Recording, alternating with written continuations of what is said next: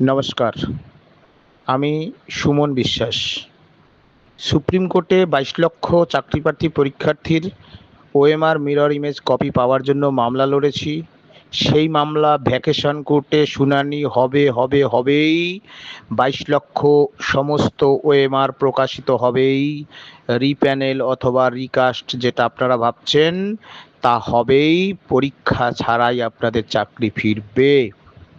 যে বেআইনি notice gazette প্রকাশিত করেছে সুপ্রিম কোর্টের গত ৩রা এপ্রিল ২০২৫-এর রায়কে অমান্য অগ্রাহ্য করে রাজ্য সরকার যে এমএ ফাইলে যার লিখিত নিয়ে গেছে সেটাকেও অমান্য করে নতুন চাকরি প্রার্থীদের সাথে আমাদের সংঘাত তৈরি করে নিজের গদি বাঁচানোর জন্য পাপ ধুয়ে ফেলার জন্য রাজ্যের মুখ্যমন্ত্রীর নেতৃত্বে স্কুল শিক্ষা দপ্তর যে নোটিশ বার করেছে তার বিরুদ্ধে আমরা সুপ্রিম কোর্টে গতকাল মামলা ফাইল করেছি। সেই মামলা আগামী ১৬ তারিখের মধ্যে অর্থাৎ ১৬ তারিখ শুনানি হওয়ার প্রবল সম্ভাবনা।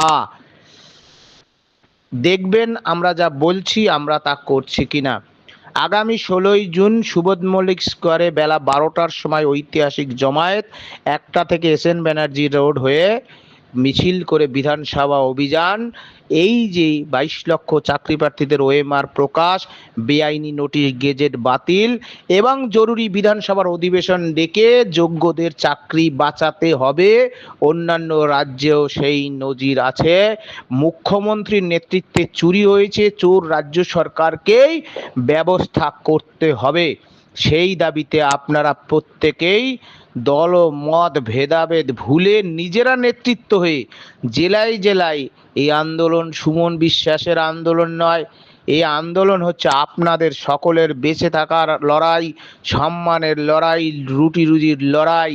সুতরাং এই যে রাজনৈতিক নেতাদের উপর মুখাপেক্ষী না থেকে আপনারা নিজেরাই বাংলার দামাল ছেলেরা, মায়েরা, বোনেরা, ছাত্র যৌবন এবং চাকরিহারা শিক্ষাকর্মী, শিক্ষক, যোগ্য, waiting, not call for verification, সমাজের সর্বস্তরের মানুষ সেই আন্দোলনে অংশগ্রহণ করবেন এবং আমাদের যে হোয়াটসঅ্যাপ গ্রুপগুলো রয়েছে তার লিঙ্ক শেয়ার করবেন।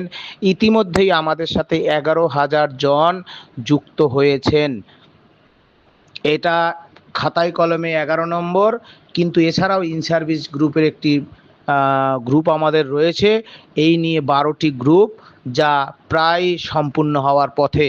আপনাদের কাছে অনুরোধ গ্রুপটি শেয়ার করে দেবেন। ধন্যবাদ। চাকরিহারা অনশনকারীদের পক্ষে সুমন বিশ্বাস।